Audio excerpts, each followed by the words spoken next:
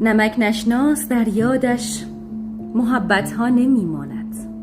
نمک بر جای مرهم زد که فرقش را نمی داند. سگی ولگرد تنها استخوانی مرده می خواهد که فرق بین مرغ و مومیایی را نمی داند. بسوزانی وجودت را که گرم و بخش او باشی، کند خاکستران آتش که آبش را بجوشاند.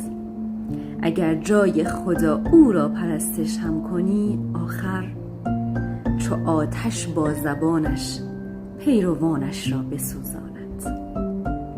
نمک نشناس، امروزت گذشت و فکر فردا باش.